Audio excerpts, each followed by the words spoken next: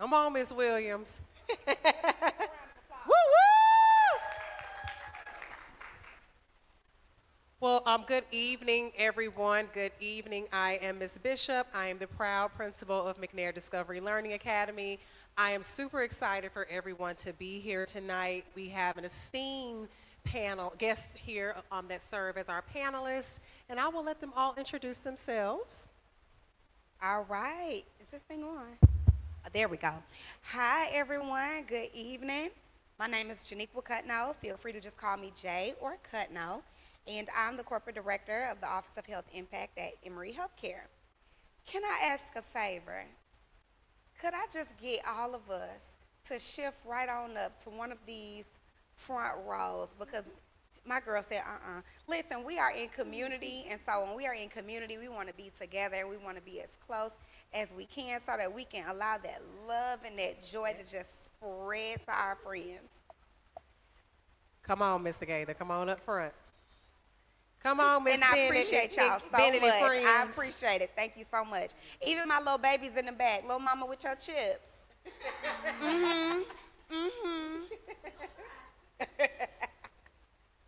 All right. Thank you so much for just kind of accommodating me and appeasing me on that. Because I feel like we should have a very intimate conversation. And so, thank you. Good evening. I am Nurse Practitioner Washington. I am the nurse practitioner at McNair DLA. I work for Medcura.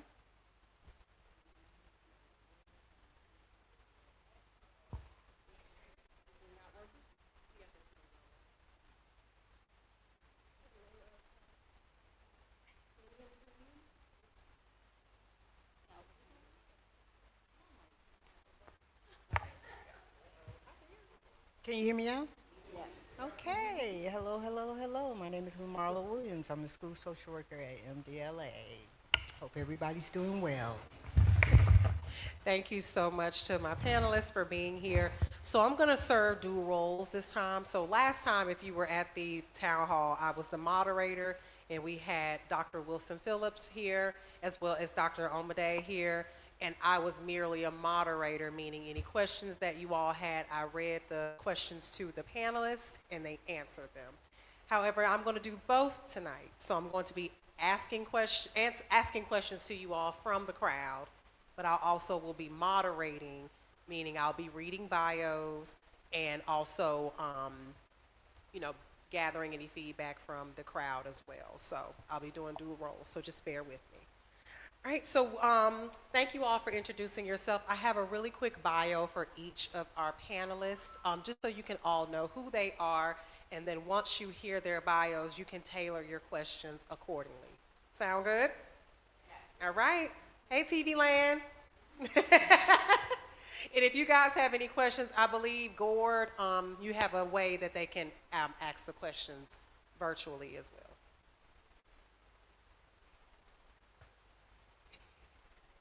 So we'll start with NP Washington. NP stands for Nurse Practitioner Washington, Barbara Washington. So she is a certified pediatric nurse practitioner at Medcura School-Based Health Center at McNair DLA. Yes, yes, yes. Bringing over 15 years of experience in pediatric healthcare. She believes that true health includes both physical and mental well-being, and she works tirelessly to ensure students have the support they need to thrive. Her energy, dedication, and commitment to community wellness make her a trusted leader and advocate for youth health. Ms. Washington earned her Bachelor of Nursing degree at the University of Alabama in Huntsville and her Master in Nursing from Georgia State University, and she is happy to work with the McNair DLA family daily. Let's give it up. Welcome, welcome. Next, we have Miss Lamarlo Williams. She is a licensed certified social worker who serves McNair Discovery Learning Academy and Narby J. Harris Traditional Theme Elementary School. So she serves at both schools, but she spends most of her time at the DLA. MDLA. That's true. Yes. She works with students and families to support social emotional learning, improve attendance, strengthen positive behavior, and address mental health needs. Ms. Williams also provides crisis support and partners with families to connect them with valuable community resources. She earned her Bachelor of Arts in Sociology from the University of Wisconsin-Madison and her Master of Social Work from Loyola University in Chicago. Overall, Ms. Williams believes in building trusting relationships and is deeply committed to ensuring every student feels supported, safe, and ready to learn. Thank you so much, Ms. Williams. And last but not least, we have a very, very special guest from Emory Healthcare, Mrs. Janikqua Cutno, or shall we say, Miss J. J is fine. Janikqua is a visionary learner, strategist, and advocate dedicated to designing and scaling impactful community initiatives. With a deep commitment to social justice, community organizing, and capacity building, she has played a pivotal role in reimagining violence prevention efforts and fostering resilience in underserved communities, similar to ours. Currently serving as Corporate Director of Health Impact, Janikqua leads innovative strategies. Currently serving as Corporate Director of Health Impact, Janikqua leads innovative. Okay. We just want to make sure y'all. Right. Did a little playback. She leads innovative strategies to reduce violence and improve community well-being. She has successfully launched and managed initiatives that address systematic inequities and is recognized nationally for her ability to cultivate partnerships, drive sustainable change, and advocate for holistic approaches to prevent harm and violence. Janikqua holds a bachelor's and a master's degree in social work from the Andrew Young School of Policy Studies at Georgia State University. Her work is rooted in the belief that collective action and strategic investment in communities can create lasting transformation. And that is Ms. Cutno. Let's give it up. Social workers are everywhere. Social workers are among us. Necessary. Yes. So we'll start with questions. Parents, guests. We have some panelists up here, and they're ready to have some candid convos. Well, I'll ask. I mean, when you think of parent advocacy, in one word, what would you say? Parent advocacy. It's okay if you don't know. When I think of it in one word, I would think of partnership. Anybody else? Empowerment, okay. Support. I heard something over here. Supporter, okay. And it's all of those things.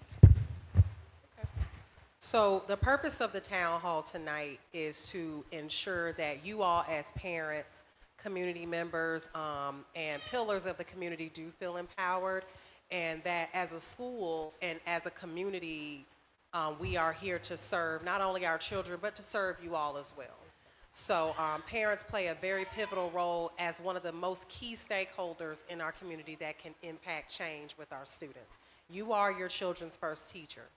And I say this all the time.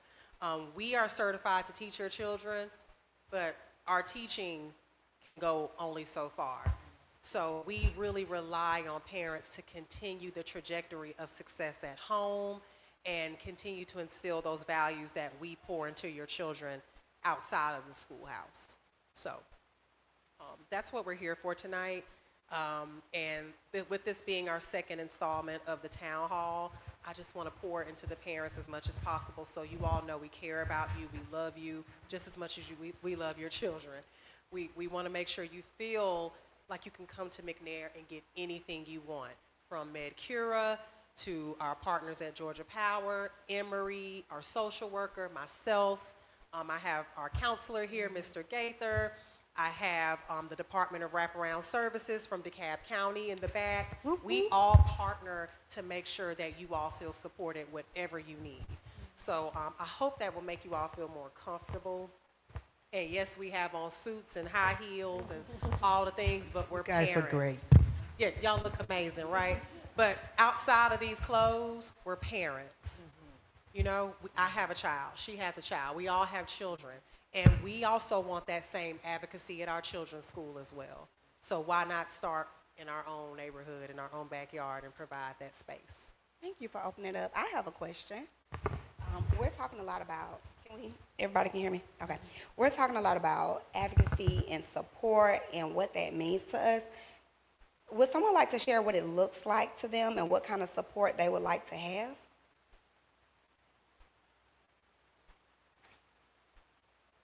Come on, sister. Yeah, you're a mom. This is mom. Could we get our mic? Mm-hmm.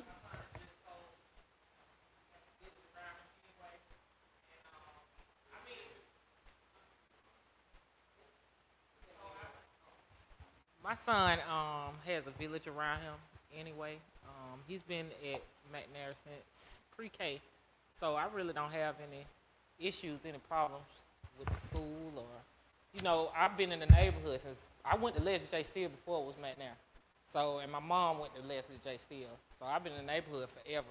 I think McNair, you know, it put another level in our neighborhood for the kids. Because Leslie J. Steele was good, but, you know, transforming it into something new where they could build their own legacy was better for me versus, you know, I know what I did in Leslie J. Steele and what it looked like and what McNair looks like. My son loves school, so I don't have any, you know, issues. And he's a good kid. I don't really have no problem about him, so I don't. Yeah. No, that's a beautiful response. Yeah. Go ahead. I don't want to interrupt you. But I'll let you finish. Okay, so that's a really beautiful response, and I think I'm very similar to you in that way, where I have a 16-year-old, but he's one of the quote-unquote good kids. And, you know, the good kids, they always get that support. I love that you say he has a village. He has the arms wrapped around him. For some of the kids that go to school with our babies that do have a village, some of them don't. And it's up to us to kind of have that community moral voice and that collective mindset to say, okay, how do we help the ones around us too? Can you think of anything that would be helpful for maybe some of the children that you see in your community that your kid goes to school with?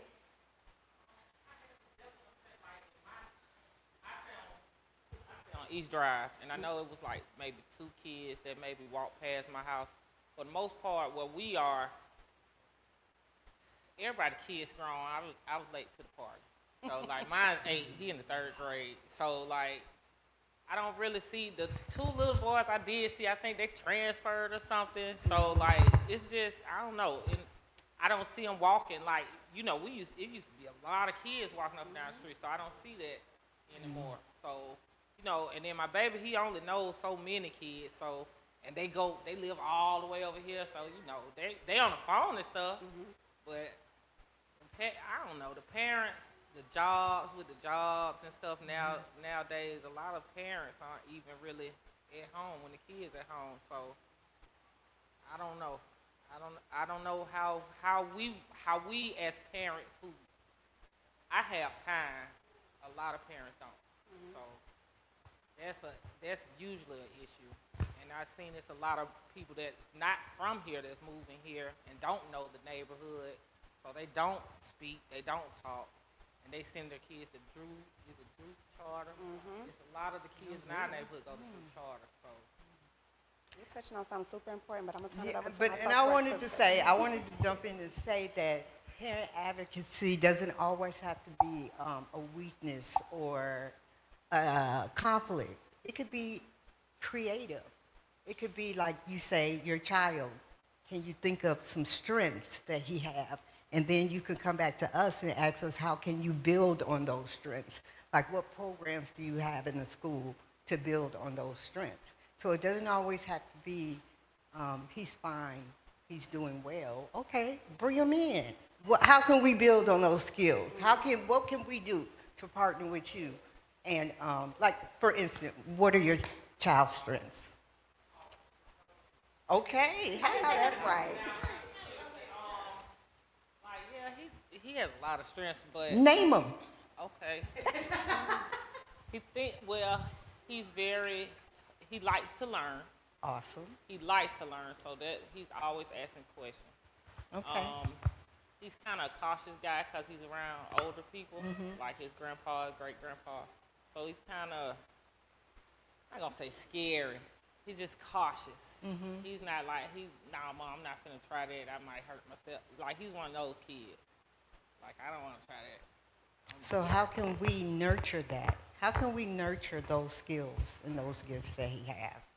I know, like, y'all program, like, as far as the ages go, they have to wait so long. How old is he? He in the 8th grade. I'm sorry, he's 8 years old. Oh, He's in 8. 3rd grade. Okay. And, like, it's certain ages, you know, we have to wait till certain things they can do. I think we need to start a little earlier with certain activities to let the younger kids, you know, get a little taste of the older kids stuff that they're So doing. you say he loves to learn, maybe STEM, book club. You know, we can partner with someone, bring them in after school or something like that. Yeah, he was in the tutorial program last. Oh, okay. Yeah. Okay. Tutorial program last year. He liked that. So, yeah, anytime it's any kind of program, he always comes to me and wants to join stuff. So, like I say, I really don't have any issues. I was just coming to be nosy. We like nosy. And I'm always up. Like, I come to the school often, so And this is what we want. yeah, I try to come to the school as often as I can. So I've been trying to keep up with things, but for the most part, like I said, our neighborhood is just, it's changed to where the kids aren't, it's not that many in our little area. So I don't know. I can't. Like I say, every like I say, program, he brings it to me if he wants to get involved. I know he likes to dance, he likes to sing, you know, and I know like the School of Arts with DeKalb County, I think we need to offer more stuff like they offer, like as far as the talent shows and stuff like that. I don't think we really have enough of that. And those ideas, you can bring the bishop. Yeah, You can bring the bishop. my baby like to sing and dance a lot. Well, thank you for that. And let me touch on some things. First of all, I appreciate you being involved. I appreciate you being so brave and vulnerable in this space because, you know, as a parent, you know, we brag on our children so much, but to do it in a space like this is brave. So thank you for sharing those strengths with your, and then also you shared some growth areas for your child as well. So thank you. Is he involved in sports? Okay. Mark Trail, yes. Oh, NH Scott, I'm sorry. the old Decatur, right? And like even with those programs up there, it was hardly any children, even enough kids for their teams, like the younger teams. You know, of course, like 10 and 12-year-olds, but like 8 and under, it's very, very hard. It's just about, I don't know, like it's different now. It's different now, yes, yes. It's like they don't have time. They don't have time, yeah. And I receive that. And what I will say is, I know that I know you're taking notes. I have someone on my team also taking notes as well. You want to see more programming as far as fine arts, as far as musical performances. Okay, we do have a Black History program tomorrow, and what we can do better at is just making sure that we open up these programmings to all ages and make sure we just do a better job at really canvassing the school and talking to kids and getting them out of their shell, because kids have so many strengths and we really don't know their strengths until we really build that relationship with them and talk to them on a deeper level. And I'll be vulnerable and say, as an educator, when you walk in the building in the morning, you know, you're strictly focused on teaching and learning, right? But talents go so much further than the classroom. Kids could be interested in coding. They could be interested in drawing, creating things, building stuff, you know, speaking, singing, dancing. So there's so many talents that children are gifted in. But it does start with building those relationships with children and getting them out of the classroom where they may or may not be as successful in just talking to them, getting to know them. So we can do better with that. I think we could do a lot better with that. So I receive that. Can I just acknowledge for a second that what you just did is parent advocacy? You just did it by saying, well, this is what I like to see. my son is great, but here's how we can make him greater. And it was received immediately. And so those are the sorts of things when we talk about supporting our parents and supporting our communities, it is make your wishes. Let us know what it is that we can do for you. And that goes for the schools, that goes for the businesses and organizations that are in your community. We have a duty and an obligation to support the communities that we're located in. And so get very comfortable being vocal, even if you're not sure how to phrase it, or if it's even possible. Put the message out there because there's always going to be someone listening and there's always an opportunity. So thank you for saying that, and thank you again for being vulnerable and being brave and saying, this is what I need.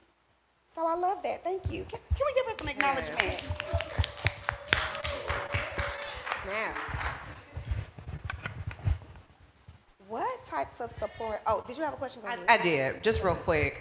Just in terms of trying to help parents navigate and understand the services that you provide, can each of the panelists just kind of share the types of services that your organization provides and help us to kind of understand what it is that we could advocate for?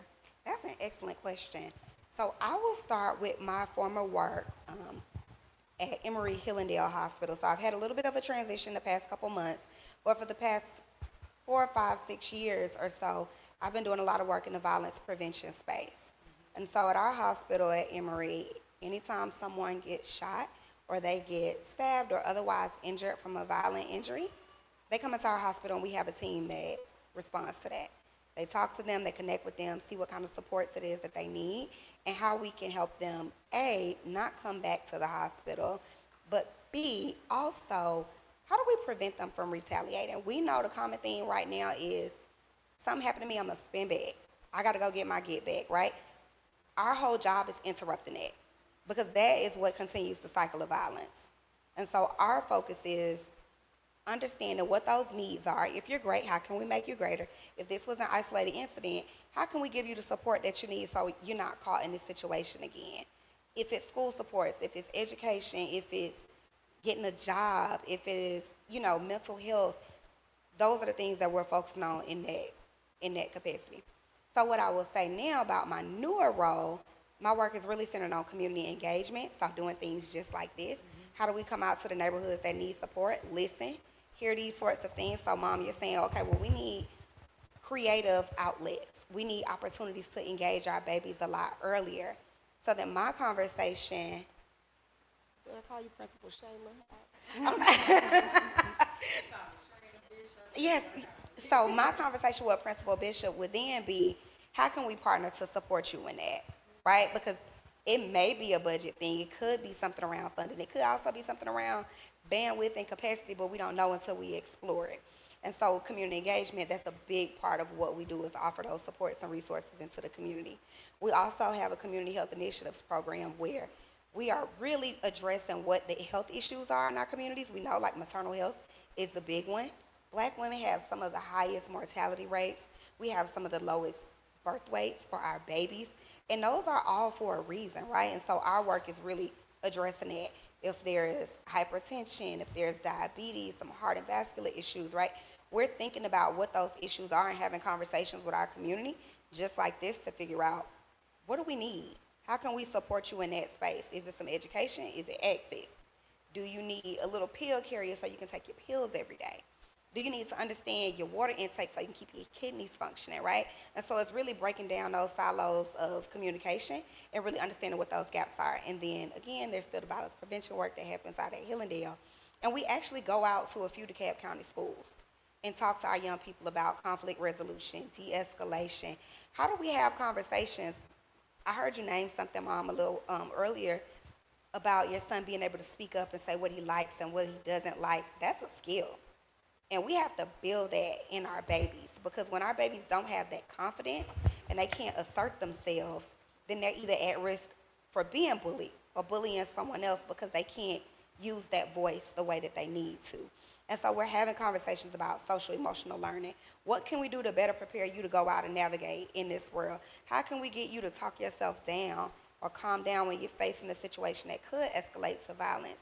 And all of it is done through relationships, right? So it's not a one-off. We can't just come in here, have a conversation one time, and think our job is done, right? We got to show up consistently. And so if our conversation with Principal Bishop is, we need this now, we need this earlier, It's great that y'all do it at high school, but we need it in elementary because now is where our babies are starting to show those behaviors. Then that's something that we can take, listen, address, and put those supports in place. And so I know I talked a lot, but that's like a very big picture. I've got like 4 programs under. And so that's pretty much the work that we're doing across Emory. So we've got 11 hospitals. This work can show up anywhere across Metro Atlanta. And so I say that to not be shy. And I'm happy to say, I don't want to announce it too soon, but we're actually working on formalizing a partnership so that some of these arts and outlets that you're mentioning, Mom, we can be able to bring those to the community. And where it won't just be for the babies, it can be for the parents as well. Because we all know we can't pour from an empty cup. So we can't give our babies anything that we don't have ourselves. And so making sure that we have the support that we need. Like, I'm not sure who in the room can attest to this, but I was a teen parent. I had my son at 19. He's 16 now, and it was hard as ever, right? And I needed support that I couldn't access. And so I know firsthand what it looks like to need something and can't get it, and then I know how to, like, figure it out, claw my way into the solution. And so I say that to say I now want to stand in the gap where we don't have to claw our way out of stuff. You name something like we don't talk to each other. We don't know each other. We don't have community. That's the problem. We used to have connective tissue, at least back in my day. You can go play in the neighborhood. You can talk to your neighbors. If you were getting in trouble, somebody's grandmama is going to get you in line. If you were hungry, you can get a meal. We don't have those villages anymore. And so those are the things that we have to restore. And when I talk about a community obligation, that's what it looks like to stand in that gap. To be able to hear, okay, I've got access to spaces. Principal Bishop got access to spaces. How can we use these platforms that we now have to make sure parents in the room are getting what they need? Babies in the room are getting what they need. So I know that was a very lengthy response, and please forgive me because I get on the soapbox. So I'm going to pass it to my sister over here. Well, I am the nurse practitioner at our school-based health clinic, and some few facts about school-based health clinic is school-based health clinics were put in place so that parents did not have to leave work to go and take their kids to the doctor. We are not trying to replace your child's pediatrician, but a lot of kids get sick during the school day. And what easier place for them to be seen and cared for is while they're at school. Most kids get a sore throat, a sore throat, a cold, a cough, a fever while they are at school. Great thing about at McNair, if that happens while they're at school, or even first thing in the morning while they're at home, they can still come to school. They can come to school, they can be triaged by their school nurse. Nurse Dixon is there, and if need be, she will send them down to our school-based health clinic, and I can see them if they're consented to be seen. We can be seen, and while they are being seen, I am always, while you are being seen, we are in contact with the parent, usually during the whole visit, either by video or by phone, constantly talking to the parent, and we are talking about the plan of care. Our school-based health clinic does a lot of things. We can do primary care visit, meaning we can do your well visit. We can do your sick visit. We can do your mental health visit if they are suffering from ADHD. We are having problems with depression. We are having problems coping with skills. We are having problems coping with other things that are going on at home. We have a counselor, a LCSW, and in our facility where we can do counseling during the school day.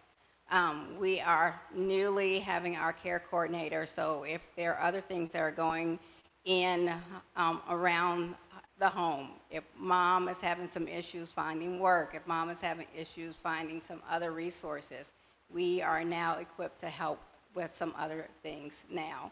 So we are building on things that we can help outside of just helping the child. We are expanding so we can help and reach out as far as reaching out into the community. And so that is the biggest partnership right now that we would like to extend to our community, extend to the parents inside the school, and it will be something that we are offering 5 days a week. And so that is the greatest thing I feel like we can bring to our community right now.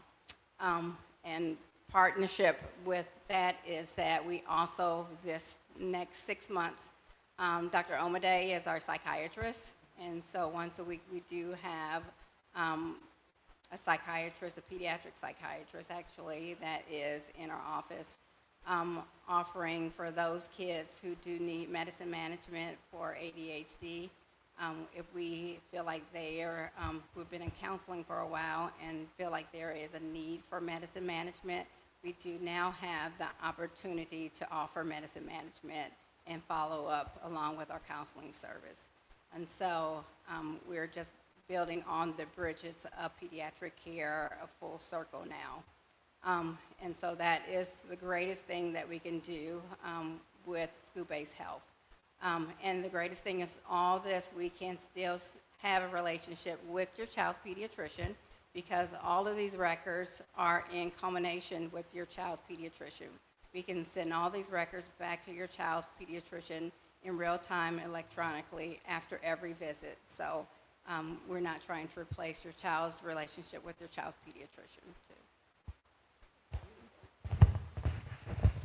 So I'm a school social worker. I have a question. Oh. Go ahead.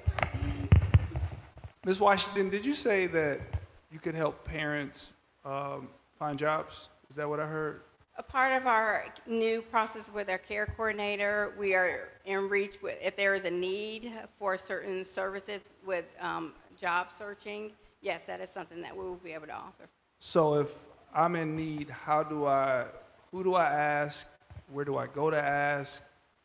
Is it discretionary or like?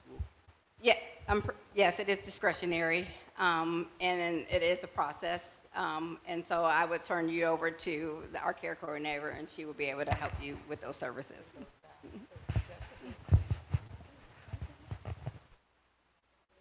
You're welcome. Parents how to navigate the system. Mm-hmm. So I'm a school social worker, so I'm student-centered, and we provide a lot of services. I was like, when I was thinking about what I would say today, it was like so much. So I hope Shelly, you pull in if I forget something. But that's my boss. So we do school-based programming. We work with McKinney-Vito families, the homeless families, so we provide lots of services to those students. We also provide services to foster care students, trauma-informed care. That finally got on the books maybe, 5 years ago or something like that, where we recognize that these children have trauma, and we provide screenings, assessments, planning, and annual, follow-up with these families. So, and I'm glad we do that. Also, crisis responses, we do that, like death, fire. Last year, recently, we had just a tragic death, and we provided grieving counseling to those students and those families. In terms of family and community, we have tons of resources.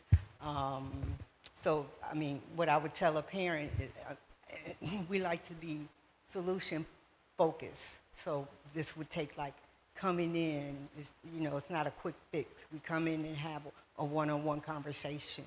And it's kind of hard for parents because oftentimes they think maybe, I don't want these people to know my business and things like that, but everything is confidential, and we just have to assess needs and see where we can provide support. If your kid needs counseling, family needs counseling, things of that sort. Resources, utility bills, all these organizations out there, we have these resources to provide for families. It just depends on your need. So that's what we do for families and communities. And for students, safety and wellness. If a student is not feeling safe, they won't learn. If a student medical situation, if they're not feeling well, they won't learn. So when you talked about social emotional learning, we do that. We partner, and we work team. Everything is team too. So we have other support services engaged. We have our counselor there. We have behavior specialists, student support. Like we all work together to try to support our families.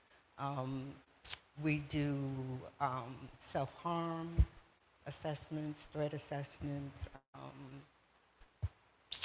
anti-bullying programming, and by law now we have to do these things. So a lot of things is on the books. I don't know, is there anything, Shelley, I missed? I don't know, we do so much. And I'm really glad because, you know, they kept us isolated. We do, you know, of course, attendance protocol and planning, things like that. But we're just really branching out and doing more. So I'm excited about all of this. This is awesome. I have a question as far as advocating for parents. People don't talk as much. The village is different. We already understand that. What are some things that you all can provide for mentorship, conflict resolution skills, and just helping students understand how to cope better? Well, I'll start at the school level. So Ms. Williams really touched greatly on a lot of the programming and the resources that we have at the school level. As far as mentoring, the district is big on mentorships. So the district has a big push on every school having some type of mentor program. We have not only a school-based mentorship program where we do like breakfasts with mentees every month. We have our Sisters Keeper, which is a district initiative, but all schools are required to have some type of chapter of our Sisters Keeper, or OSK. We also have My Brother's Keeper, which was really initially started by the Barack Obama administration. He was a big advocate for My Brother's Keeper, and so DeKalb County picked it up, and every school also has to have a My Brother's Keeper chapter. They push really hard for schools to have My Brother's Keepers, champions of what they would call them. So we do have an MBK chapter at our school as well, and that falls under mentorship. So there are so many opportunities for students to get involved in ensuring that they have an advocate or a confidant, someone that they can go to. Outside of OSK and MBK, I did speak about our school-based mentorship that we have. And again, we do have those monthly breakfasts with our mentees. I have a few mentees that I personally handpicked, and I have great relationships with those mentees. They can come to me, talk to me about anything, and I pick up as many mentees as I can. You know, of course, I'm the principal, so it's not too many. It's not too much time I have, and I look at all of the kids as my mentees, but those specific students that are on my caseload, we have lunches together, and I talk to their parents a lot. They know who I am on a personal level because I don't mind sharing that piece of me with my mentees. But that's what our kids need. They need to see the human side of us. We need to humanize ourselves. And that's what helps the students to realize, okay, I can get to where Ms. Bishop is. I can be successful. I see a lot of myself in her. Let me try a little bit harder. Let me advocate for myself and speak up and use my words a little bit better. I see how she handles conflict. I see how she deals and communicates with her emotions. Let me try to emulate that just by spending more time with her, talking to her. So these are some of the things that, as parents, we want to know. If your child needs a mentor, we have programs at the school where the students can get that mentorship that they need. Recently, we also partnered with 100 Black Men of DeKalb, and I'm super excited about that partnership because they've already come into the school and started reading to our Black boys, right? Let's get a hand clap for that. That's dope, right? That's dope stuff. And I have to credit Terry for that because Terry not only has garnered multiple partnerships, but that was one of the partnerships that he also encouraged of, hey, we really need to push for this. 100 Black Men of DeKalb partner with McNair High School, and they also partner with other middle schools as well throughout DeKalb, but this will be the first time that they're actually truly partnering with us. So like I said, they've already come out to read to the kids. Gorgeous girls, read. That's also like a entity within DeKalb. They have also come out to read to the kids as well. So that was more of a district thing, but they still came to McNair DLA to help our students. So there's so many things I can go on and on about with mentorships. But those are just some of the things that we're doing right now. As far as conflict resolution, Ms. Williams mentioned that we do have a behavior specialist. We do. We have a behavior support specialist. I call her a student support specialist. That's a little bit more of a positive spin. But whenever students exhibit that low emotional fluency, or they need strategies in conflict resolution, or they just have some behavior difficulties, there's some trauma there, Miss Morris, she's not here tonight, but I'm gonna shout her out. I love you, Miss Morris, if you're watching. Love her down, love her down. She intentionally pulls children based on not only referrals, but just classroom observations. My team, they go in classrooms, yes. Our SST team goes in classrooms, our instructional team goes in classrooms as well. So when they go in classrooms, they're looking for children who may be exhibiting some of those lack of strategy. So she pulls kids, she has morning meetings with select students who are suffering and struggling with, as you stated, those conflict resolution. And that's just one of the avenues. And our wonderful counselors, Mr. Gaither and Ms. Ward Jackson, who cannot be here, she is part-time. They also partner with Ms. Morris as well. They do a lot of lunch bunches. Mr. Gaither's been at McNair for 7 years, so he can give you a whole historical context about all the things that he has done, all the programming, and I won't go into all of it, because you do a lot, Mr. Gaither. You do a lot. But he pulls kids in the same manner as Ms. Morris does. He intentionally drills down to not only their attendance issues, but just some of the emotional needs that they have. His office is so calm. There's low light, there's a sofa, there's a place and a space for them to just talk to Mr. Gaither. And if you've ever met Mr. Gaither or spoken to him, you're gonna wanna pour all your feelings out to him, right? I mean, he is just that man who brings that soft presence, that just, I don't know, you just feel comfortable around Mr. Gaither, and you can just say anything to him. That's what our kids need. They need to see not only a black man in a counselor role, being vulnerable, knowing how to communicate their feelings, but Mr. Gaither cares about McNair. He loves the kids at McNair. You will see him with 2-3 kids in his hand, and they're running him crazy. But it doesn't matter. Mr. Gaither is steadfast in all that he does, and I wouldn't have it any other way. I love my counselor. I really do. Mr. Gaither! I really do. And Ms. Williams touched lightly on his role, but he makes up the admin team. So my admin team is large. Ms. Terry knows, it's about 10 of us. So there's a instructional leadership team that does the instructional side, and then there's a student support team that does the student support side. Ms. Williams, Mr. Gaither, and Ms. Ward Jackson, Ms. Morris, our lead teacher for special education, Dr. Drake, they all serve on the student support team. They're admin, but they also go in classrooms. They do warm handoffs of children who may be walking in the hall and just need to, regulate themselves. Mr. Gaither and the rest of the SST team are very well versed in restorative practices.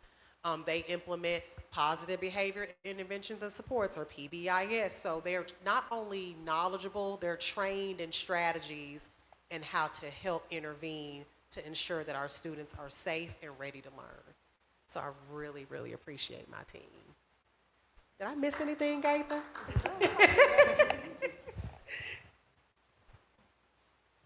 All right, is it on me? It's on you. Were we going in a row? I mean, I think you just knocked it out the park. I mean, how can anybody follow that? Thank you. That is just so much. That is so amazing. Yes. It's really a beautiful and amazing thing to hear that our babies have that kind of support. And I always say babies, so just forgive me in advance. But to hear our babies have that kind of support is really amazing. Our work at the hospital has been a little bit different in that we focused on the older groups, so high school and middle school. But that's not to say it's not possible for us to really listen, to what you guys need, what the community wants to see, and tailor that messaging so that we can come out and support our younger audiences as well. And so that's always an option. We also provide support. So I know, we're only a few blocks away from an area where a lot of things happen. And they aren't great experiences. And those are tough for our baby to deal with. Ms. Williams had already said, if they can't concentrate, if they can't focus, they're not in the right headspace, they're not ready to learn. And so we would like to be responsive to those situations as well. In addition to supporting people who have come into our hospital with an injury, we also wrap support around their family as well. Whoever is in that family unit, whatever that looks like. And so, if there has been an occurrence, and even if they did not come to our hospital, that's still something that's available to our community, because we want to make sure people get all the therapeutic supports that they need, they get the mental health supports that they need, and they get that additional advocacy. But it sounds like ain't no shortage of support over at MDLA. Am I saying that correctly? Okay, that's what it sounds like. Sounds like it's no shortage of support. But one of the things that I would like to say is all of Emory Healthcare is a part of Emory University. And so we have very unique opportunities to pilot, to learn, to implement things that we may want to see, because it all goes back to learning. It all goes back to growing and developing and strengthening our communities. And so I say that to say there's always an opportunity for innovation, and that is one thing that I'm really passionate about. And so what may not have existed before can exist while I'm here, so rest assured in that. Anything that you guys may want to see, may want to explore and say, hey, give this a try. Let's try to have an event. Terry touched on the village is not being there. Communities have changed. Mom, you said the kids are not coming outside, or they're sending their kids to a school all the way down the road. Well, why is that? Because the perception is that the schools are better, because the perception is that the neighborhood is better. But we can change that. And so part of my personal effort is, how do we build that resilience where now people can look at our communities and say, this is an okay place to live. I'm okay raising my baby here, right? Like, how do we show that message and say, you know what? I'm going to send my baby to MDLA because they're getting it right over there, right? How do we amplify all these programs that are available to all of the students? Can you imagine your baby going to school and being mentored by the principal, right? Like, some of those things just did not exist before, and those are the messages that we have to amplify, and also, like, how do we get the community out? So you guys are all here because you're interested, right? Even if you say, you know what, my baby doing fine, I just came to be nosy. But you came and now you're getting something, you're learning something, you were able to advocate and make some real-time change, right? So then the next step of that is, how do we invite somebody else to come out with us? Okay, let me bring my neighbor, or let me bring the mom from down the street because I know she might need a little bit of support. We don't talk like that, but I heard they got some food. And they got some free stuff in the back. And I saw some real good stuff at that back table. I don't know if we can spin that camera around that way. But, right, but, like, how do we spread the message of this is what's happening in our communities? It's not what you see on the news. It's not what people post online. This is a community that shows up for each other, a community that loves each other, a community that has a real investment. It's not all too often you will have a principal out here on the evening standing in front of her community saying, hey, this is how we're here to support you. And so part of my charge, and I know this is a little bit around the way the question, but part of my charge is also like, how do we partner to elevate that message? How do we partner where we can show up and kind of bridge the gaps? If this is not happening at other schools in our area, how can we support that so that it does? What is the barrier, right? Like, being in the community. Step. Yeah, this is the first step. And so being able to say, okay, this is what worked in our district. This is what worked in our cluster, in our neighborhood. How can we tell our partner schools that this is what we did? How can we get them to know, right? How can we get parents, get that comfort level up where you're willing to speak out and say, hey, you know what, I went and this is what I learned, this is what I took away. And now I'm a parent advocate at the school. What does that opportunity look like for you in terms of growth and development? And so I say that to say there are a lot of ways and a lot of spaces for innovation. It's just about being in rooms like this and having that kind of conversation. So, a lot of you probably don't know, but this was my baby. One evening after we closed clinic, and I was sitting in Principal Bishop's office, and we were talking about something And I was like, hey, what do you think about a town hall meeting? And part of this reason is because I wanted to get the message out about how do we advocate for our kids, period. I just wanted to make McNair a better place, period. I was new to McNair. I've been there for, I won't get emotional, but I have been there for a year, and we're working so hard, and I saw so much in a year, and these are bright, beautiful kids, and I had 3 beautiful babies at my house, and I just wanted to be a better place. Can we give her a round of applause for pioneering something that is so amazing? Because if it were not for you, we would not be here tonight, Ms. Washington. So thank you. Thank you. I just wanted to try to bring what my kids had, what I was raised, what we had, what I was raised in, what we were trying to do, what my job was supposed to do for McNair. And I'm great and blessed that I have a partnership with McNair and with Principal Bishop that we were able to do this. And so that is why I'm here. Well, you about to make me tear up. Well, Okay. What? The next step. That's how you feel? Block That's how you feel? That's how it starts. Okay. That is how it starts. I hope you all feel the passion in her voice. I mean, that speaks volumes, you guys. I mean, we really, really love the McNair community. And when I became principal at the school and I found out we had a school-based health clinic, I was like, oh, that's dope.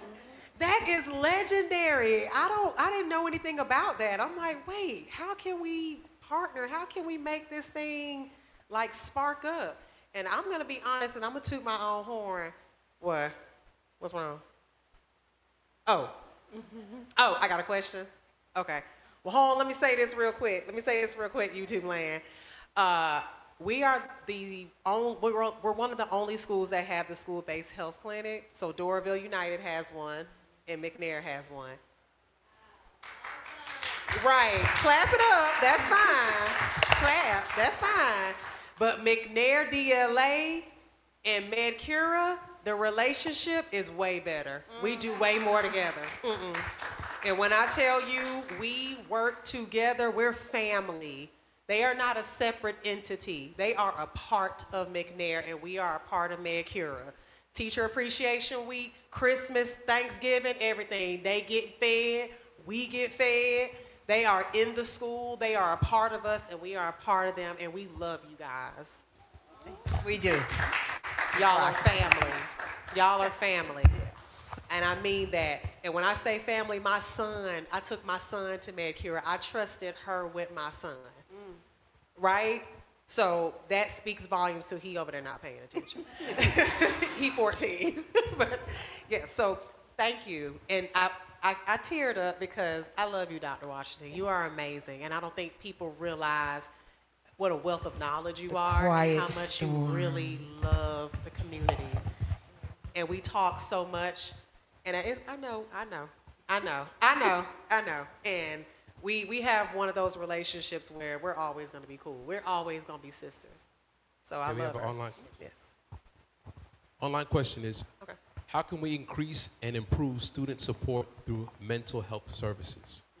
Again, how can we increase and improve student support through mental health services? And that's from Sapphire Crown Jewel on YouTube. You want to take that away or you want me Mental health? We can improve it if the need is there. Yeah, there's need, and our district is, it's not starting with the elementary level, but we are doing telehealth at the middle and high school level, I believe. It's called Cartwheel. I just received training in it, so we're doing things. Also, we have Medcura, we have Pathways. Chris. 180? Chris 180. And so we have the resources. We just have to maybe have workshops with parents, more workshops with parents. Maybe we have to have block parties. In my day, we had block parties. The whole block, we were all cousins. We was all cousins. So maybe coming out to the community, not here in the church, which is, this is an awesome place, but maybe in the community, different subdivisions, and get out and talk with the moms, the dads, and get them, you know, a lot of things is just a lot of mistrust, a lot of stigma out there. So it's like getting them back, by just listening to them, validating their feelings, things of that sort, and having workshops. I mean, and we, you know, we have to be flexible. Everything can happen at the school, like something like this or at a different spot. If you really want to meet them, we was out driving at first. I was like, oh my God. But we did. We was like, come out to the, and they was like, okay, bet that. We got it, bet that. You know, so, you know, doing little things like that. I think the question is, I think that maybe the answer really is that parents need to initiate contact so that they can get these mental health services, because So that's this is what kind of an parenting. open-ended question. How can we increase and improve student support through mental health services? We have to identify that the student needs it.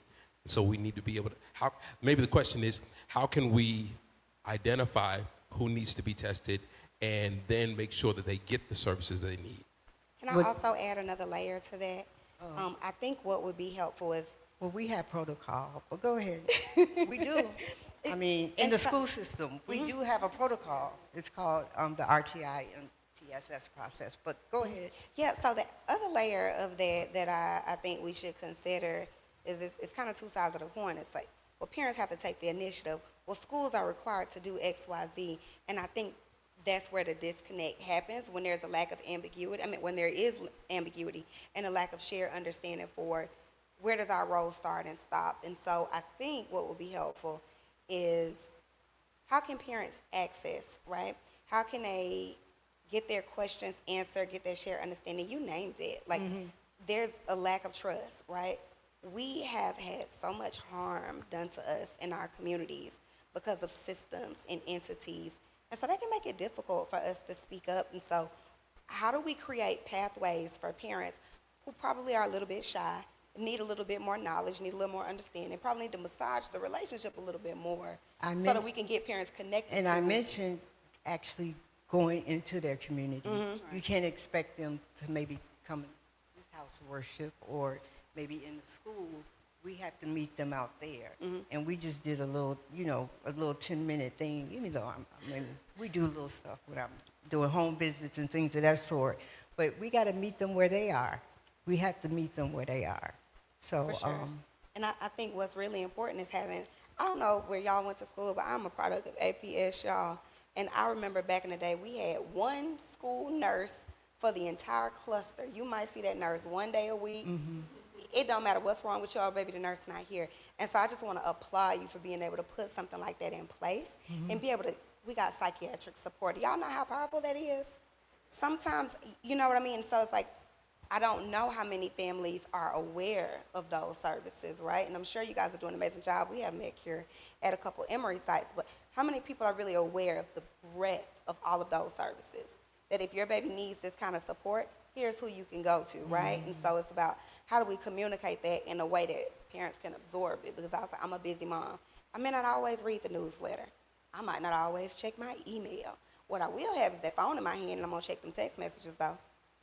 You know what I mean? And so it's like, how can we get outside of the box with short bursts of information so people know, hey, this is what we got to offer.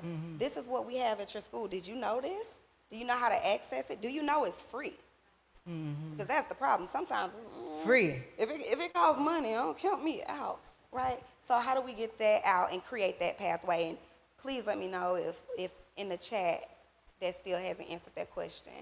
Yeah. I want to interject as well. So what you said was so important, the communication.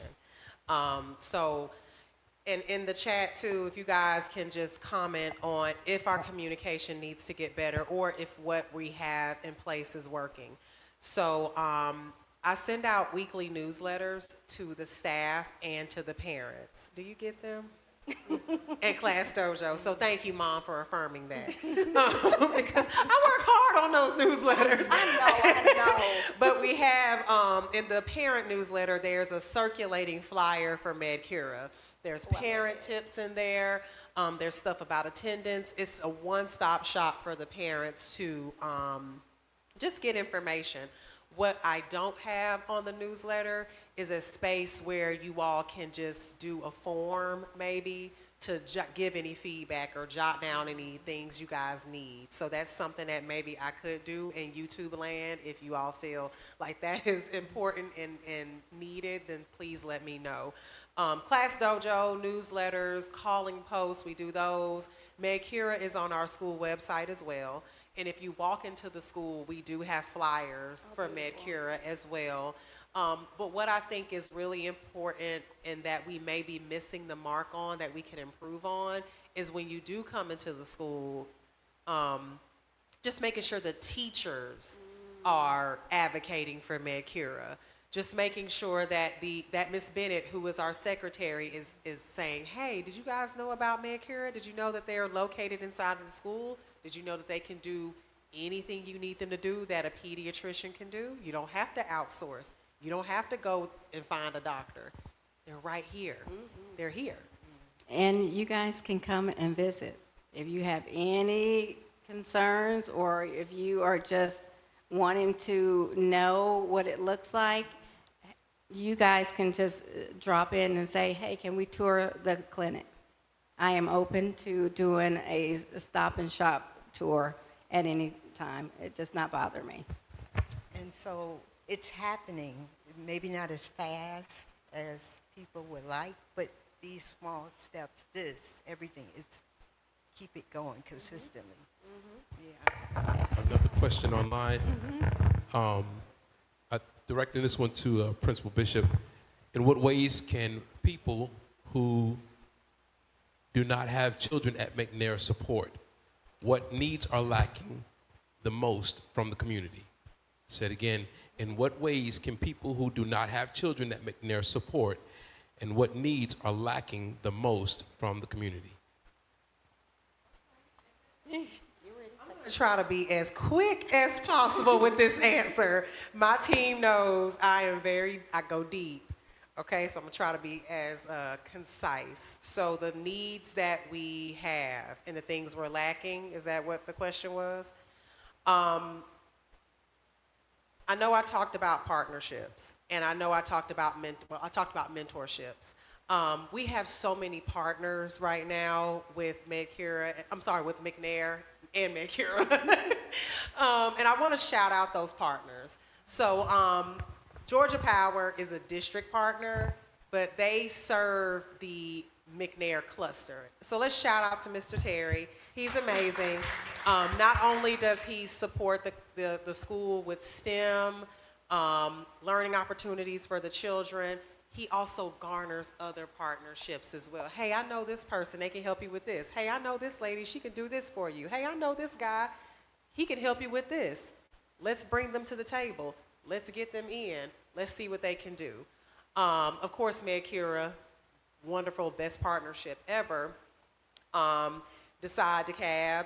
Decide to Cab is under the Chamber of Commerce. They're a business retention division, and they help out as well with STEM, but not only that, they just expose our children to so much. In-house field trips, we're talking about doing some out-house field trips as well. So there's various partnerships that we have built to fulfill some of the needs and gaps that we have. The needs that we have is exposure. Our children are not getting exposed enough to career opportunities, seeing different people in different careers that look like us, if you catch my drift. Success, what does success look like? And you're a wonderful parent, I really appreciate you being here and being a wonderful parent that you are. But I think Ms. Cutno said it, every child doesn't have that. And so another thing we need also is just guardians who are not necessarily parents to get poured into as well, right? Let's hand clap for that, right? Because let's be honest, we got grandparents raising kids. And they raised their kids already, but they had to come back and do it again, right? Let's acknowledge the hardship in that. Let's acknowledge the difficulties in that.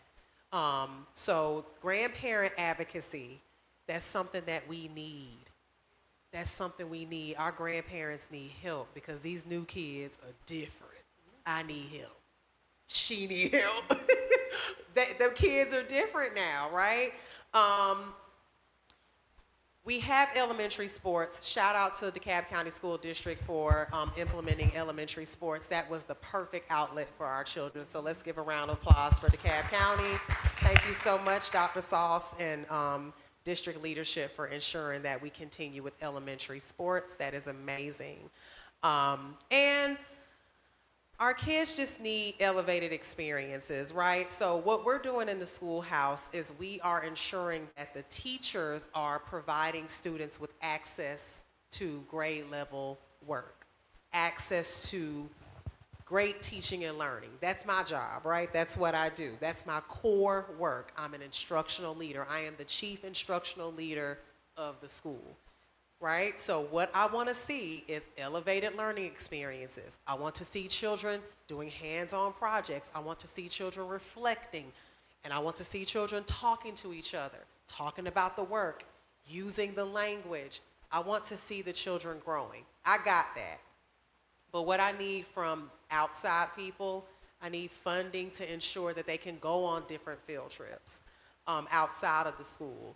I need people to be willing to come in and talk to the kids about, again, different career choices, mentoring them. And what I mean by real mentoring, I mean really mentoring, using a real framework, checking in with the kids on a structured basis, providing strategies.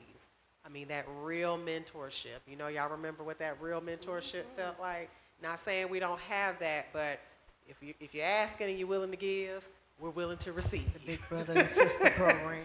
We're always willing to receive. And I want to shout out the district as well, because one thing about DeKalb County, they are going to support you. You make one phone call, you're going to have about 5 people on your line the next day, right? So I want to shout out to the Division of Wraparound Services because they're here on a school night.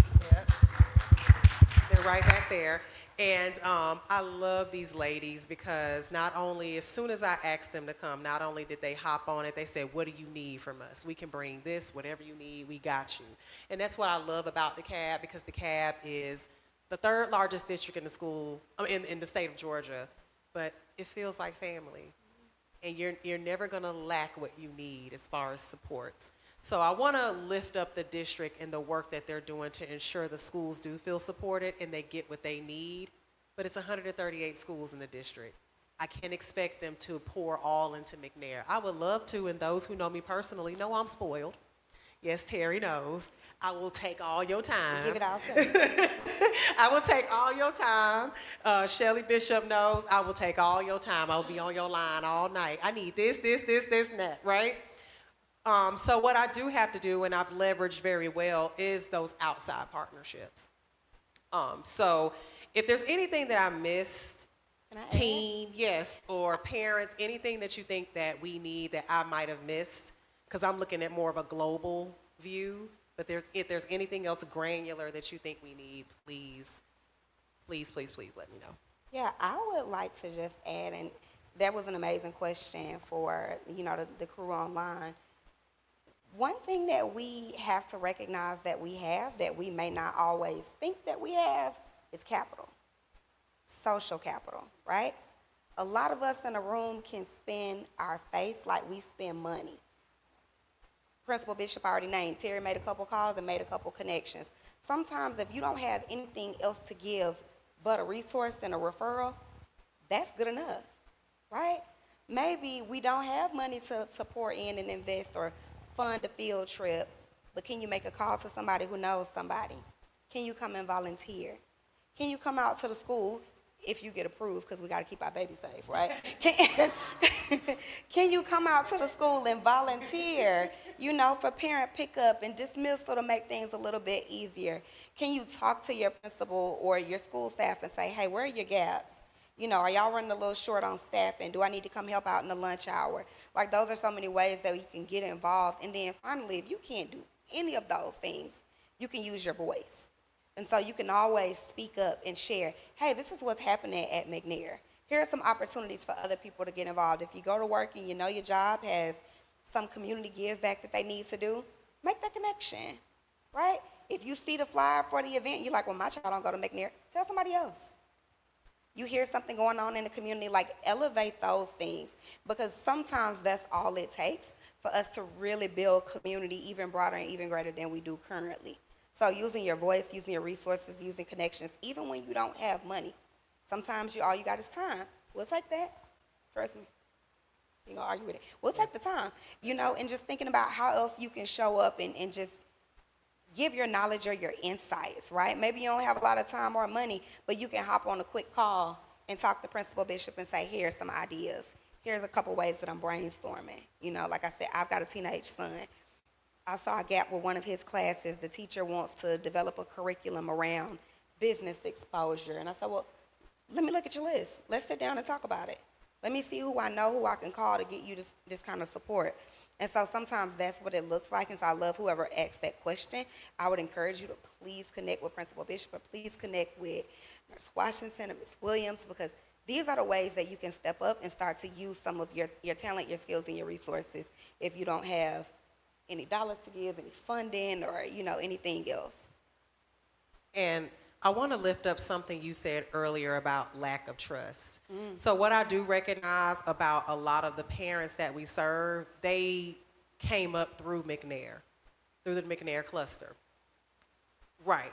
So the reputation precedes, right? So, yes. So, thank you. Thank you. Yes. So I recognize that, and the lack of trust that parents have of the schoolhouse just in general outside of McNair. They may not have had the best school experience. So that carries through. And unfortunately, yes, we carry that and we instill that in our children. We may not trust the schoolhouse, so we tell our children, I don't trust them teachers, don't do this, and I get it, and that's a real thing. So I'm gonna be very transparent right now with you guys. Can I be honest? I know there's a lack of trust. I know McNair has a reputation. We had a nickname. I know the nickname. I'm not gonna say the nickname. Right, I know the nickname. A student taught at McNair Middle School 12 years ago. No, I'm sorry, not 12 years ago. Ooh, I'm shorting myself. 16 years ago. Yes, 16 years ago. I student taught at McNair, and I knew the reputation then, but it didn't matter to me. I taught at Flat Shoals Elementary School, and yes, I did a lot of my leadership on the north end of DeKalb, but I knew I wanted to be a principal back in this cluster. I chose McNair. I chose this cluster. I told Dr. Horton, I want McNair Discovery Learning Academy. He looked at me and was like, did you just tell me what school you wanted? Yes, I did. And he put me here. So I know there's a lack of trust. I know the reputation precedes us, but I promise you, if you just promote all the great things that we are doing here at McNair, that will help. My charge was to rebrand this school, and I feel like I am doing a great job. I feel like we are doing a great job. And I'm gonna continue as long as I'm here to build more partnerships, pour into you all as parents, and continue to rebrand our school. That is the charge that I was given, and that's the charge I'm gonna continue with. So please continue to advocate, continue to talk about the great things that are happening, and if you have an issue or a concern, hit my line. I'm always available, and if I'm not, somebody else will help. Somebody else will pop in because they know my vision. They know how to, they all little bishops at this point. Everybody's a little bishop. Everybody knows what I'm going to say or what the vision is, and what we're going to do and what we can do to help. So call the school if you have any concerns or like she said, feedback, anything that you all need. We're here to make a difference in our community. Thank-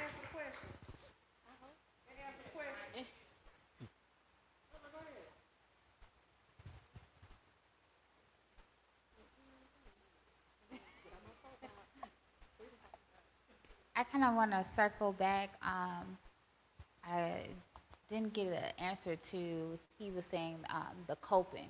What do we do for the young kids? Because I know we're doing stuff for the older kids, but younger is better if we can get them at an earlier age. What are we doing for the coping? And then also, you listed some names of programs that we have for mental health. Are we educating our parents on what those names actually have under the program and what it offers to the parent? Because just like kids, parents are shy too, so they may not want to come and address you. But are we educating them when they're here? Are we educating our students to make it a normal thing and not something that's taboo? Making them feel that it's normal having mental health awareness months, stuff like that. Do we do that within the school system?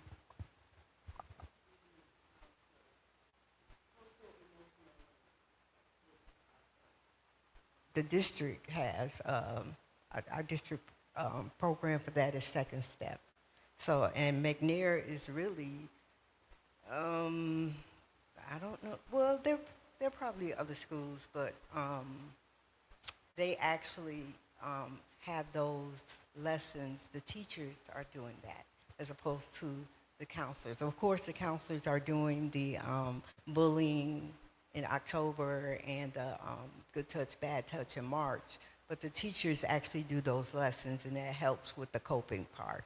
And there's 4 areas. They have anger management, decision making, whole listening, little things like that. So that's been going on since I've been there. So we are addressing that. And in terms of informing the parents, letters do go home. I'm not sure if they're reading them or not, but letters do go home to the parents. Now, we could do more. Of course, we could do more in terms of lifting that part up. Right. Like, as she was saying, I'm sorry to cut you off. Oh, as okay. she was saying, reaching out to the parents where they are, because we are a generation that is social media driven. Mm-hmm. Are we connecting to them on that level of, you guys have YouTube, do you have a TikTok account? Mm-hmm. Is it somewhere that they can vent with being anonymous, or, ask for information without being, with being anonymous, so they won't, And I think that's a really great suggestion, and it's something that I'm happy to help brainstorm and figure out with Principal Bishop, because those opportunities to get those questions answered in a safe space is really important. What I also say is, our program historically is always focused on the older group, but we do have other partners within our ecosystem, when I say our, more so in the violence prevention space, but we have an organization. The curriculum is called I Like Me, and I'm happy to share it with Principal Bishop to see if that's something that we would be willing to adopt in the school. And sometimes it just takes a little bit of partnership and a little bit of research. And so if it's something that you would like to see, your parents would like to see that don't currently exist, we can brainstorm that. We can figure it out. We've got the resources to build that in place. And then I also think, Ms. Williams, you touched on the social emotional learning. Mm-hmm. So I do want to call out that it's not even just during the awareness months or the awareness days. That's built into the curriculum daily. Am I right? Yes, Okay. it is. And I don't know if Gaither, you feel comfortable talking about, there's character ed lessons that he does. I don't know those, but you want to speak to it a little bit?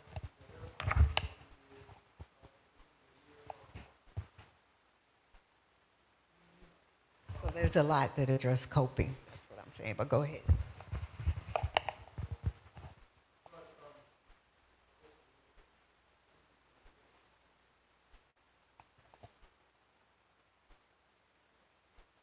Okay, Ms. Bishop and I, at the beginning of the year, we talked about a lot of different things, how to approach our students. One, a lot of our students are experiencing different levels of trauma. Every household is different. So one size does not fit all. But we want to give them an avenue, a way to reach or be heard. So we set up lessons with Second Step. That's one way. I visit the classrooms monthly. I work with Ms. Ward Jackson. She visits monthly. And then we have our social worker for those intense situations. So parents approach us about those intense situations. And as you mentioned earlier, RTI, some things are working around some things like it's educational, and the kids are having a difficult time in the educational environment. We went through COVID. A lot of the things we're experiencing are students that are coming out of COVID. And so a lot of our PTAs, we're developing that now. And so we got people helping people now. We're coming out of our shells. And so the students are having a difficult time communicating. They have their cell phones, and I appreciate not having cell phones in school so that they can communicate with one another. So we're just now getting back to socialization, okay? So playing more. We've got extended recess time. So now we're building those strengths, those communication skills with students. So if a parent wants to support us, volunteer, join the PTA. Those are things that we can do to help our school. But as far as the curriculum in the school, we build that. I send out lessons for the whole year that teachers can grab and work with their students. And we have schedules, Monday, Tuesday, Wednesday, by grade level, who have opportunities to use Second Step to work with those students. And then if they need more intense or more individualized care, they can see me. And if it's family-oriented, if it's family-based, I can go with my social worker. So we really have those avenues, but parents, again, have to come into the school, join the PTA. When we have our PTA nights, or PTA morning breakfasts, they can come in and join and listen and say, hey, I may need this, I may need that. So we are approachable, and we understand everybody's coming out of a shell. So just make yourself available and, relax a little bit. We Thank do you. have Breakfast with Bishop. It's a monthly installment that I started when I became the principal at McNair. It's kind of like a coffee and conversations. So the Breakfast with Bishop, I provide breakfast and just a space where you can be vulnerable and talk about the things that you would like to see us implement as a school. We also talk about data because I'm big on data and numbers, and I feel that as parents, one way I can also empower you is to give you the raw data and the numbers of where we are. Kind of give you like a little reality check. This is where we are, and this is how we can get to where we want to be with your support. So I still do those. So please come out. I love to talk to the parents. I'm not shy, and I don't want you all to be shy, but I do also recognize that coming to the neighborhoods is just as important because they need to see us in their spaces as well. So that's why we are here at the church. That's why I had a street team. I call them street committee. They went over to the Hamp, and they walked through the Hamp, and they were like, come on out, y'all. Come to the town hall so that your voice can be heard. So it's not to say that this is a one-stop shop. We have one more town hall in March. So everybody who's out there in YouTube land, digital land, we have one more town hall in March. Please let us know in the comments what topics you want us to tackle. This is our last one, and we want to go big on the last one. So we need all of you all to come. We have Milestones Night coming up as well in March. We have our Black History program tomorrow coming up. So there's so many things that are happening at McNair, and we're changing the game, but we need you guys to come to our events so that we can develop that relationship and we can get that FaceTime with each other. So please come out to the events that we have at the school. And your kids need to see you support them. Right? Mom talked about all those hidden talents that our children have, but if our parents are not there to support and pour into those talents, they wither away.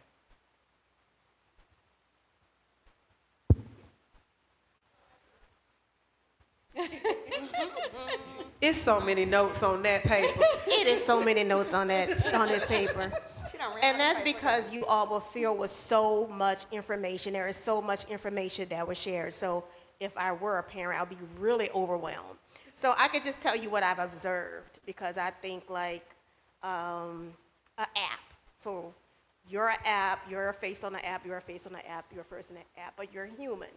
So if I were a parent, it will, if I needed to, you know, click on a certain thing and said, okay, so she was talking about, she's a counselor, you know, she works for Medcura, and she works for Emory, and you know, she does violence, and she's the principal, and she has the mentees and everything. So if it were something that I were interested in, I would go on the website to see, you know, how can I get help?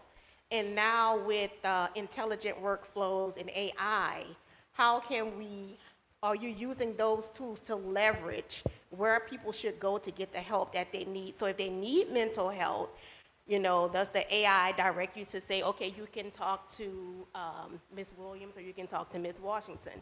Or if we need, you know, if they're experiencing this issue, can it point them to a person that they speak to for whatever issue that they're experiencing? Because it is a lot of information, and with in this age, it's not that, you know, we need to have the access. Not only do we need access, we need to know the who so that we can find out the how, you know. So that's what would be my challenge if I were a parent. So I'll let Principal Bishop talk about how we can get access to the apps up on the stage from from the school perspective, but there is also a website that we use at Emory for any of our patients, inpatient, coming through the emergency department, at any rate that we need to connect them with support, and it's called findhelp.org. And so we're able to make direct referrals through that system, but then also anybody is welcome to go and navigate that site and literally drill down to the specific needs that they have and navigate that. Go ahead. Find Help. So FINDHELP. I'm Southwest Atlanta to my core, so I'm very sorry. Findhelp.org.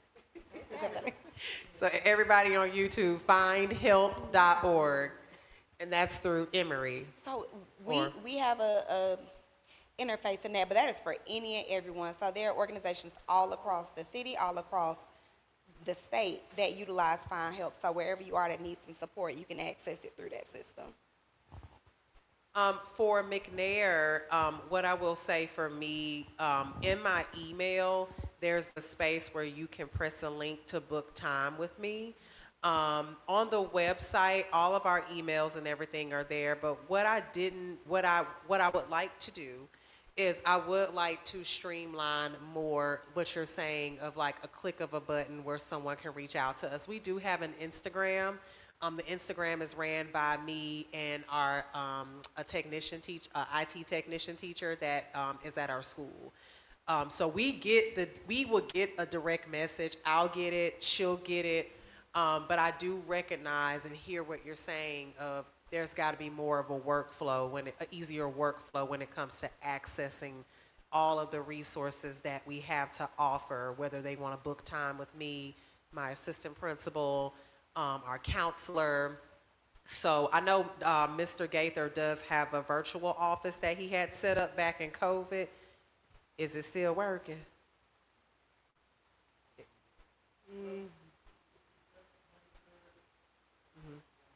I think that's what she's saying. She's saying that there may be a need for more of a space where they can do a virtual chat, or there can be like an instant answer from you, or at least maybe a 24-hour turnaround answer. Like if you go on a website, most of them have virtual agents. DeKalb doesn't have those features on their websites. I love you, DeKalb, but I need y'all to pay for that. I need y'all to pay for that. But most websites, most corporations pay for a platform that supplies a virtual agent or virtual assistants when people are not available, right? Because I don't need help between the hours of 9 to 5. I need help outside of those hours too, right? So I hear what you're saying as far as being more efficient in meeting the needs of our families. So And that's it'll also enrich your data, like you like data, so it'll tell you what the people need the most, you know. okay. Gaither and Woodard, can y'all write that down? I'm not gonna pay for no virtual agent. That's expensive. No. But Google Voice text. Yeah, but we'll talk about some ways that we can at least make sure that on the website there's a place for the parents to send an email, submit a form. It's easy. I already got a way we can do it. Look at that. It'll be up there tomorrow. Advocacy. Look at that. Go ahead, yeah.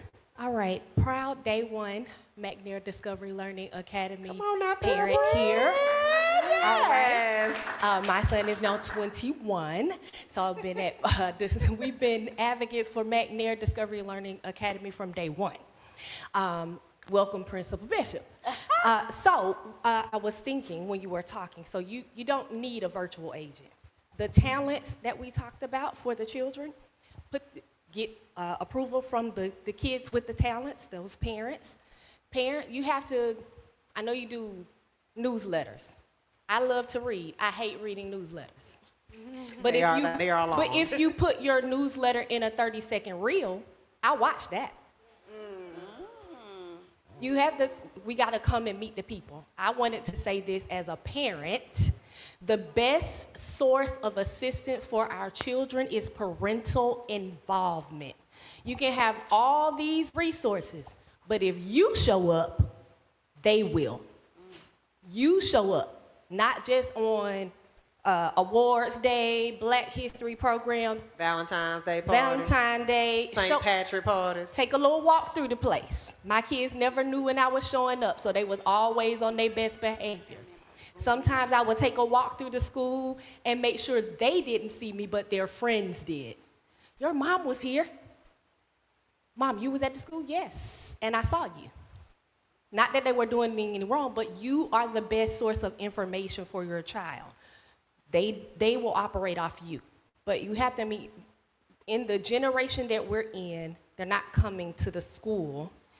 You don't need a virtual assistant. If you do a 30-second reel, the comment section is your virtual assistant.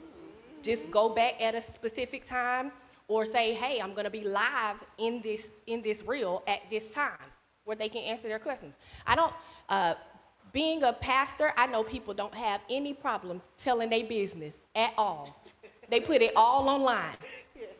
So it's not that they don't want to share or want to ask questions, it's the when and where you're trying to get them to.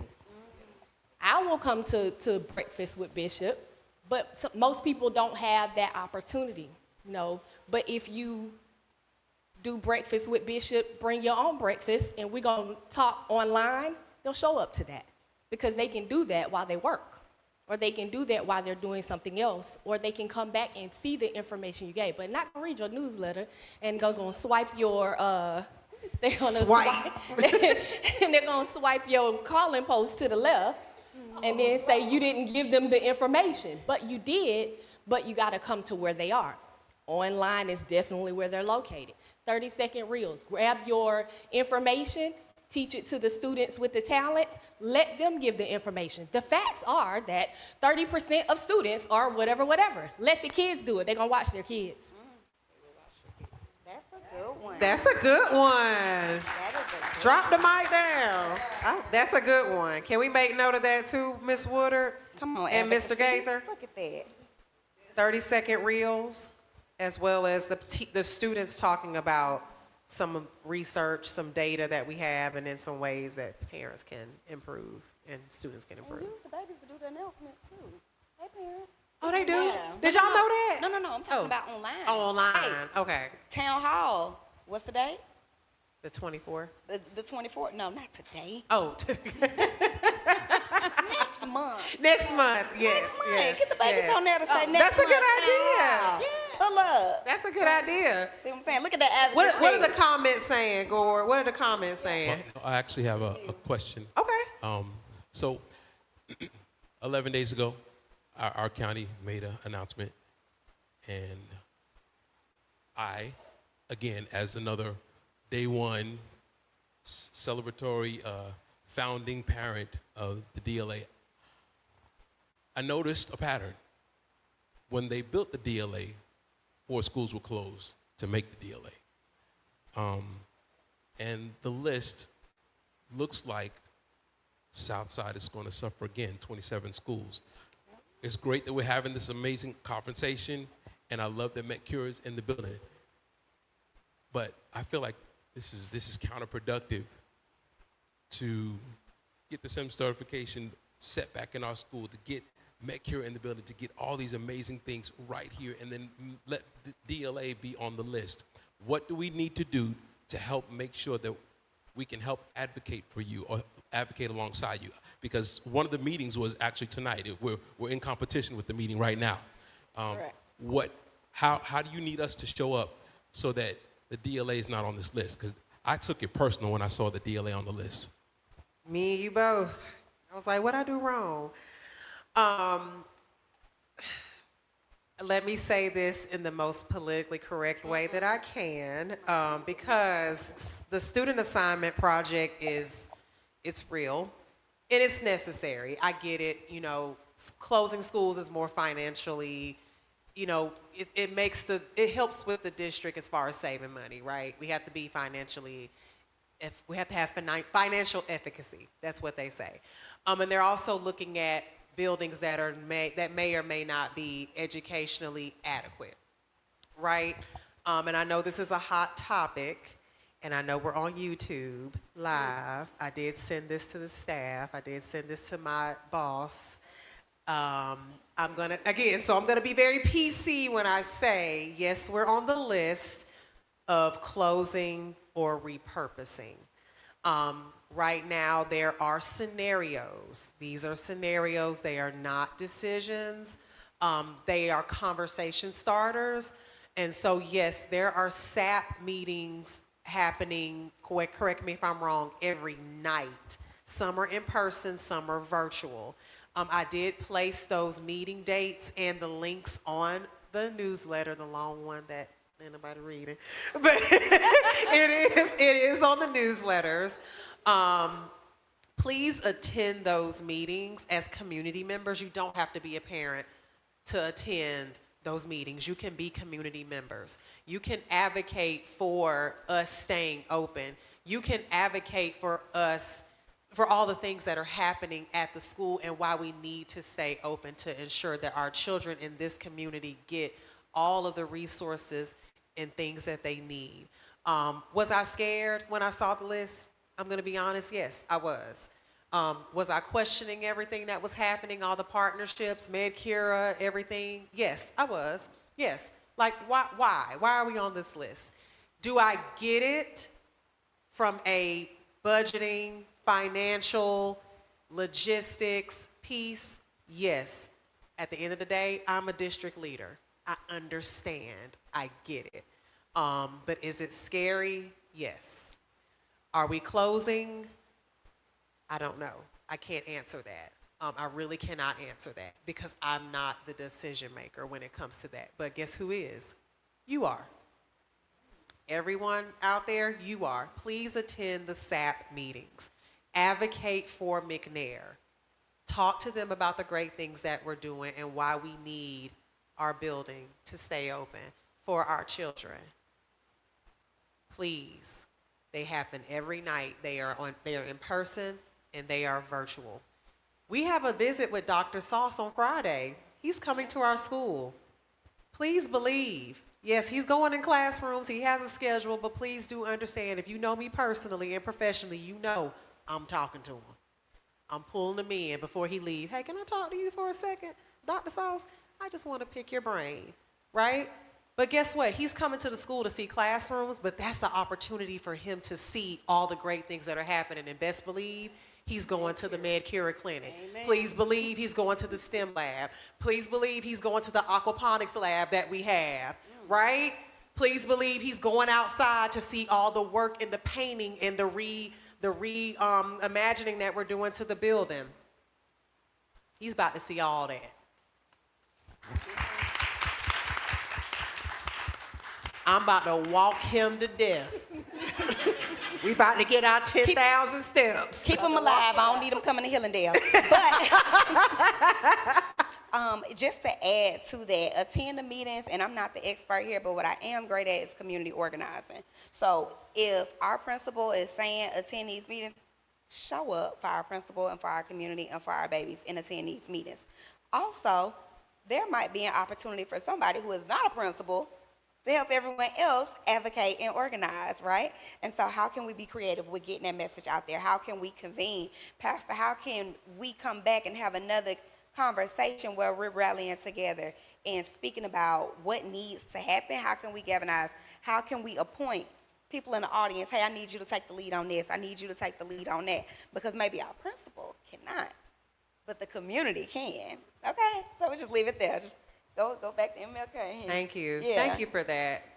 And that's a real concern. We've had parents calling the school asking, what am I going to do with my baby? What am I going to do, with school? Let me say this too. SAP is a 6 to 8 year process, so it doesn't happen overnight. Yes, there are schools that are on the list. Yes, there's a process for this. They do have an outside company that they've hired to do the work. So there is no personal investment. There's no conflict of interest. But this is a 6 to 8 year process. And the reason I ask that is because I need you to be able to say to us how we can walk a line. I need people to hear what you need us to do so that they pass over. That's all that matters.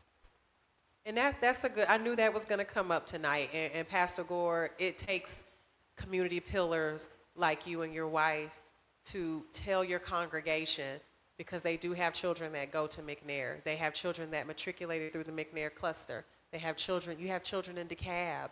You all have children in DeKalb County. Advocate for us. Go to the SAP meetings, but talk to your congregation about going to these the Student Assignment Project meetings. Again, they offer virtual and online. Email the superintendent.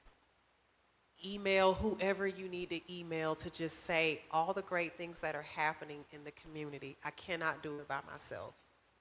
I cannot do it by myself. And I'm not going to try to do it by myself. I need help from you all. Again, I know it's scary. I know that there's a lot of uncertainty around school closures. Other districts are doing it. APS did it. There are other school districts that are following, because the reality is people are not having kids at the rate they used to have kids. Birth rate is low. It is low, it's low. That's a reality. The economy, yes, the economy. The economy is bad, right? And the enrollment's down. DeKalb County used to have almost 100,000 plus children.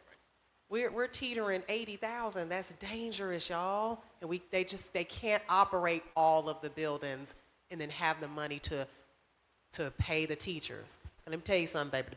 Teacher pay. Teachers need to get paid more. Mm-hmm. Right? Right? Amen. Right? Counselors need to get paid more, right? Right? Right. But they can't do these things if we are operating 138 buildings in the red. It's just, that's why I understand as a district leader, I get it. I get it. But you can't close McNair. So just advocate for us to your congregation and pray. Please pray for us. Pray for us. I'm a spiritual woman. Pray for us, please. If y'all don't do anything else, pray for McNair that we continue on a path of success so that we can prove our worth.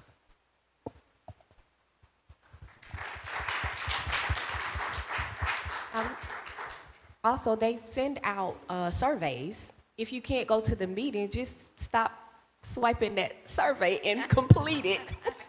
Complete the survey. If you complete the survey, maybe you can't go to the meeting, but your voice can still be heard.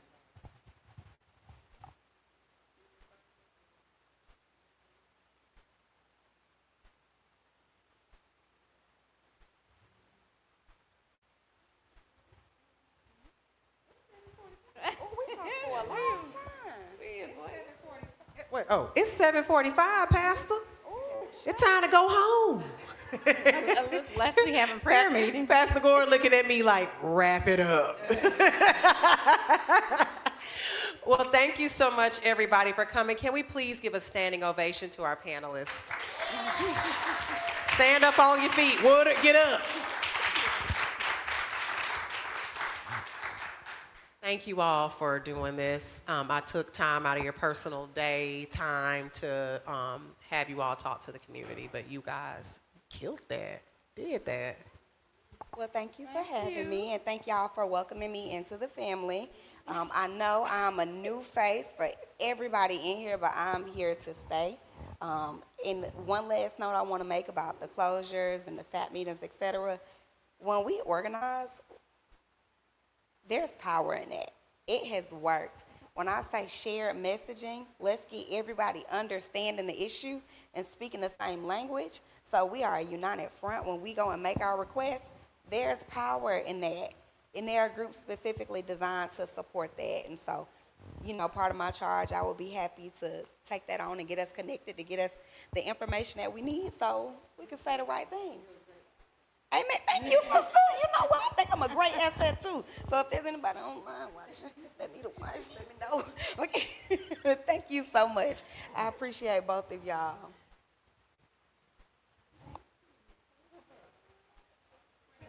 Group hug.